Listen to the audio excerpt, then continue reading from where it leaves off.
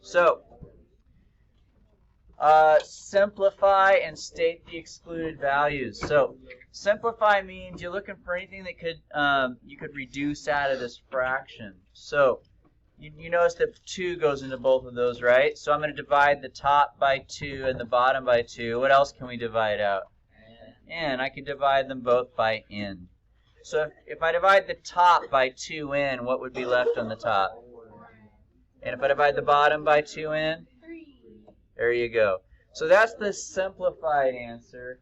The next thing is, what is n not allowed to be equal to? The excluded value. That means the denominator is not allowed to equal 0, right? So my denominator over here is 6n. So if I solve, what is n not allowed to equal? Now it's not always, the n doesn't always have to equal 0, but in this case it is. But the bottom of a fraction can't be 0. So this is the excluded value, and this is the simplified answer to the expression. Okay? Can I erase? Wait.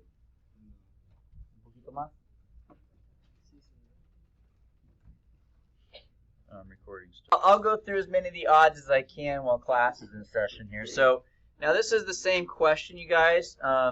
Simplify and state the excluded values, but this time we're dealing with polynomials instead of monomials, which means it has more than one thing up there. So when that happens, we have to start by factoring. So what method would I use to factor the top? It's a box method problem. Now, the other methods are GCF, right, and difference of squares. So be sharp and ready for those. But anyway, for the top there, I'm not going to show my work for the box. If you need help with it, though, let me know while you're working on it, and then we could review that with you. So if you did the box, that's what you'd get. So what can we reduce out? Anybody? What can we reduce out? M minus 8. Yeah. And so here's the simplified answer. Oh my God.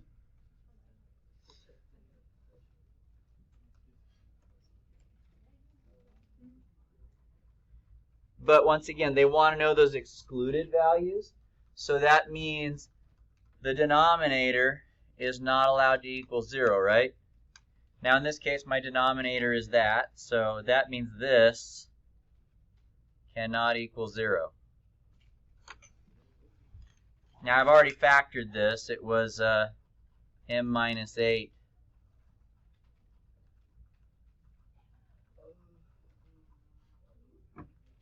You set each one equal to 0 and solve. And so basically we find out here, what is m not allowed to be? 8. So there's that. I'll pause here and choose copy. Okay.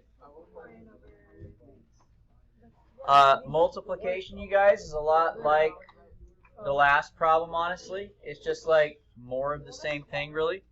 So here, we're going to factor it first. So let's factor. How about over here on the top left? The top left can be factored. What does that factor into? Let me give you some choices. GCF, difference of squares, or box? It's a GCF, and what is the GCF? Did you say 3 minus 5? No, it's A minus 5. Okay, so the GCF is 5, and if you take out the GCF, it's A minus 2. So we're going to put 5 and then A minus 2. So you just divide out what they have in common, right? And then we have 9A times over here. This doesn't factor at all, so we'll leave that alone. This here is a what kind of a problem? That's another box problem. Gotta love the boxes. Let's see, 9 and 2, huh? We need it to be positive 11. I think this will do it. No, it won't. Hold on. Positive. Oh, yes, it will. Okay, that's good. Now we're good. All right.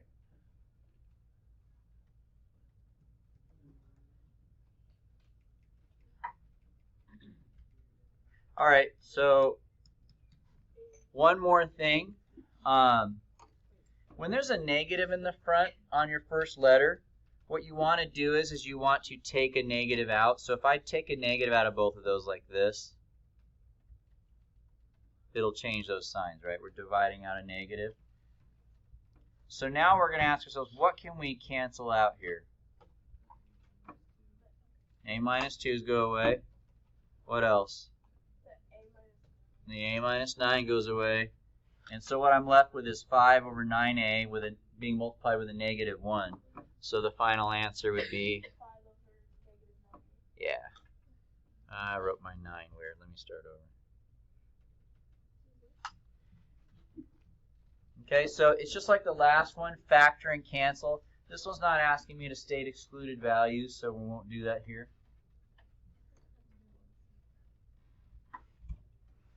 Make a little note here. Take out a negative. You guys remember what we have to do different with division? Flip it. Change, keep, flip. Keep, change, flip. So keep.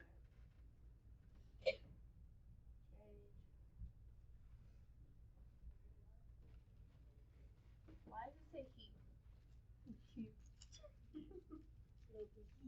There. Change. Change to what? Multiplication. Multiplication and Flip. flip.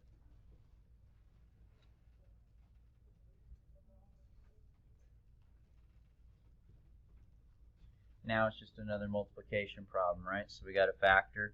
So we won't do anything to the top. It's just a monomial. But the bottom here, what method? We can take out 16m squared. Very good. It's a GCF problem. So we could divide the top, or sorry, divide the bottom by 16m squared. So let's do that. The top is 8m squared, and I'm taking out a 16m squared. And if you take 16 out of both of these, 16m squared, what would you have left inside?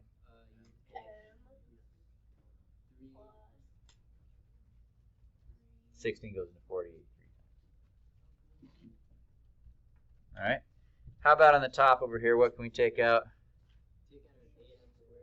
8m squared, which would leave what on the inside? Another m plus 3. That's convenient.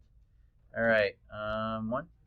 Okay, so let's cross some stuff off. This is easy, right? Boom, boom. What else can we cross off here? We could take off an m squared, right? Now, what about the 16 and the 8 there? You can reduce to take off the 8 and make 16. Okay, good. So we could reduce this to 1 and that to 2, right? Just like you're normally reducing a fraction.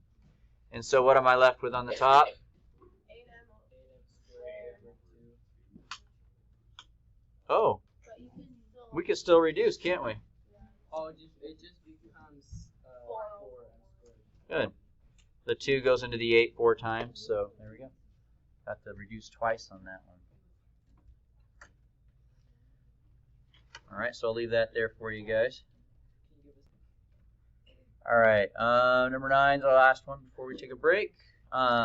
So when this is called a complex fraction, when you have a fraction being divided by a fraction. And so we're going to start by rewriting it like this. Top divided by bottom. T divided by B, top divided by bottom. And then after that, it's same, change, flip, and multiply straight across. A lot of times you'll be able to reduce. In this one, it doesn't reduce, though, so we're done. So I'll stop there. Let you guys practice 2 through 8 for a little while. And I'll pick up and talk to you guys again in about 10 minutes, and we'll go as far as we can with that. All right. So guys, the next next 4 questions, I should say. The next 4 questions are about graphing quadratics. Now, there's two different formats that a quadratic can be given to you in. It could be in this form, which is what we call vertex form, or it could be in this form, which we call standard form, and they're both graphed a little bit differently. Vertex form is the easier one, so we're going to start there. So when it's in vertex form, this number here is the x part, and this is the y part here of your vertex. That's why they call it vertex form, because you could see it. This number here, if it's positive, tells you it's a happy face. If it's negative, it tells you it's a sad face. Okay?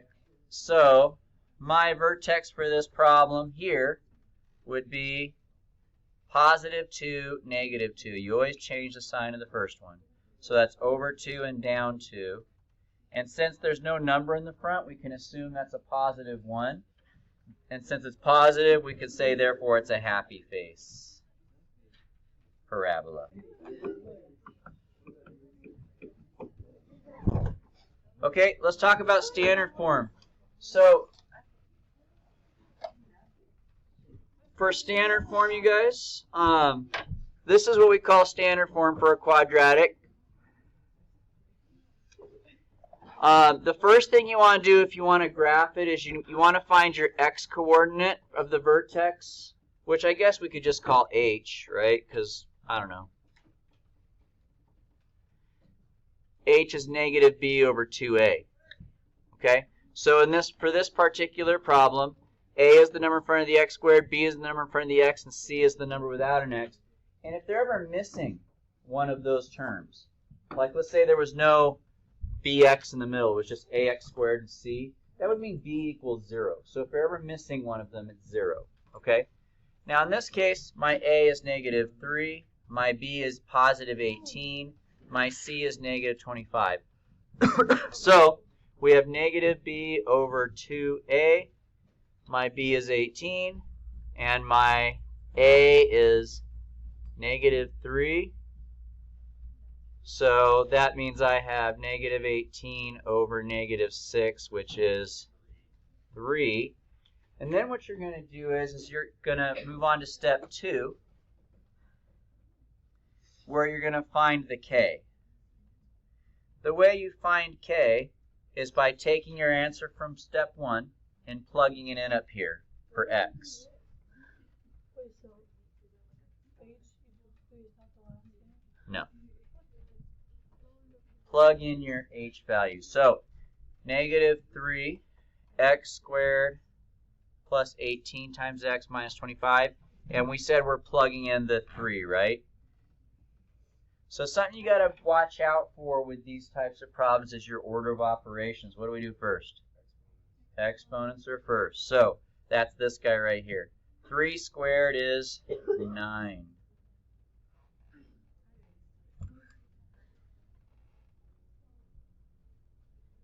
And after you do your exponents, what's after that? Just multiply, right? Okay. So negative 9 times 3 is negative 27. 18 times 3 is 30 plus 24 is 54, I think. Minus 25, which is, I believe, the final answer comes out to be 2 there. So that tells us our vertex. The vertex is HK, right? In step 1, we found out what is H. 3. And what did we find out K was in step 2? 2. There you go. There's your vertex. 3, 2. We're almost there. Can you go to the bathroom? You can go to the bathroom if you like. I'll pause for a second. So I'm assuming you're still right. We're not quite done. So for the fourth thing we have to do is we have to decide, is it a happy face or sad face? A positive A is a happy face. Negative A is a sad face. So what are we looking at here? A negative A. So for this problem, it's going to be a sad face problem. Now we're ready to graph it. So it's just like the last problem in that you need a vertex and you need to know if it's a happy face or a sad face. Same thing. It's just that the problem with this one is finding the vertex is a whole lot of calculation. The other one, you just look at it. It's there. All right. So my vertex was 3, 2, wasn't it? And we decided it's a sad face parabola. So it's going to look something like that.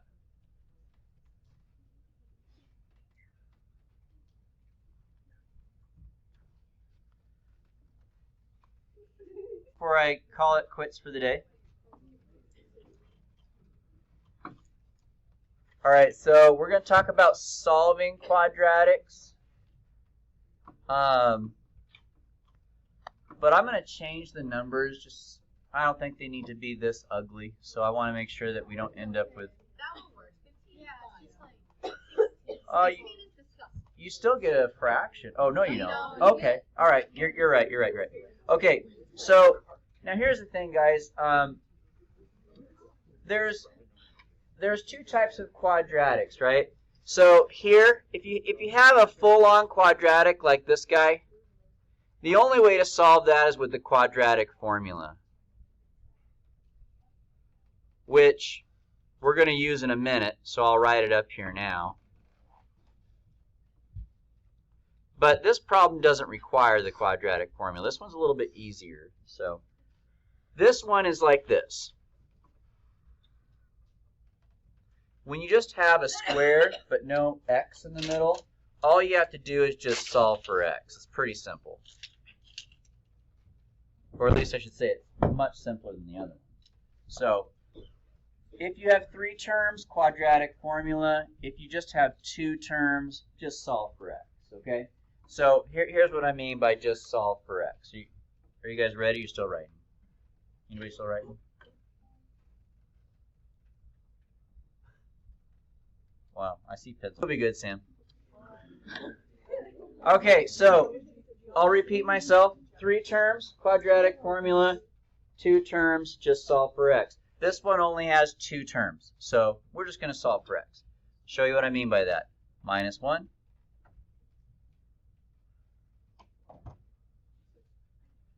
Now what? I would divide by 4. I would divide by 4. A little bit easier. 16. And then? You got to take a square root. Right? Now, when you guys take a square root, don't forget, you do get a plus and a minus.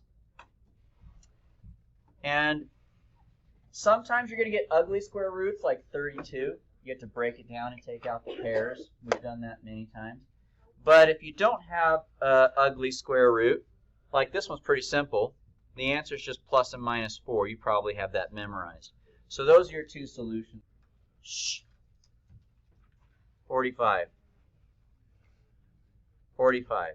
On number 16, change that to 45. You can get an answer with the number there, but it just kind of makes things That's not divisible by 4 either. Yes, it Wait, is. 48. Okay, 48. I did it the wrong way. It's okay. I forgive you. All right. Here we go. You guys ready for the last one today? Number 17. Here we go. Numero 17. 17. Whoa, whoa. I told you, no foul language. Okay.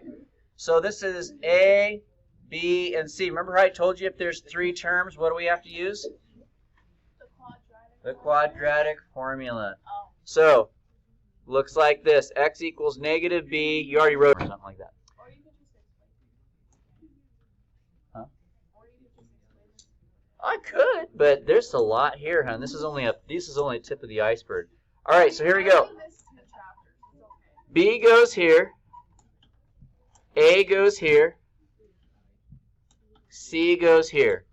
Now you got to follow your order of operations here, but I'll show you what I do. I start by simplifying these four pieces. So that's going to be negative 9, right? Obviously. This one's going to be 81 minus 16 times 2 is 32 all over 4. Now, just so you guys know, sometimes if either your A or C is negative, when you plug it in up here, you're going to have a negative here also, right? And when you subtract a negative, you get a positive. So watch out for that, the double negative situation. It happens a lot. But in this case, we don't have that. The next thing I do is I go ahead and do my subtraction here. I shared that with my wife. I thought that was interesting. All right, we have 9. 7 minus 3 is 4. Oh, this is another conveniently easy one, okay? What? I just said, here, look at this. This is what's going on in the world. And she said, okay. People are interesting. Oh. All right. That's easy. Now, sometimes they're not, right? You get weird square roots. Like, sometimes square root 24, so you got to break it down, take out the pairs. On 18, it's negative 136. Oh, negative? Negative 136. So let's talk about that. What if you have a negative under the square root? Take out an I, right? Other than that, break it down, take out the pairs. All that stuff still applies. All right. Now, in this one, the square root of 49 is pretty sweet. So what is the square root of 49? 7. Now, if you still have a square root here, the most you could do at this point is reduce the 3 non-root numbers together. But I'm in a different situation where there are no square roots. So if your square roots ever just go away completely, we can actually go a little bit further. What you're going to do at this point is you're going to break it up into 2 separate problems. One where you add the 7, one where you subtract the 7.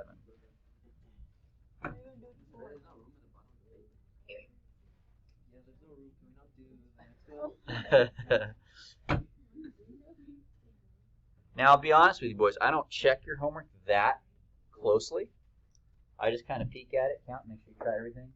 But make sure you're equipped for your test tomorrow. That's all that matters. So what you're Maybe saying? another test. So what you're saying?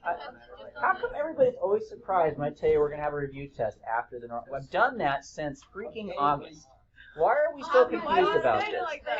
Because every time I do, another one? We just did one yesterday. Like, well, we've been doing this since August. What are you guys doing?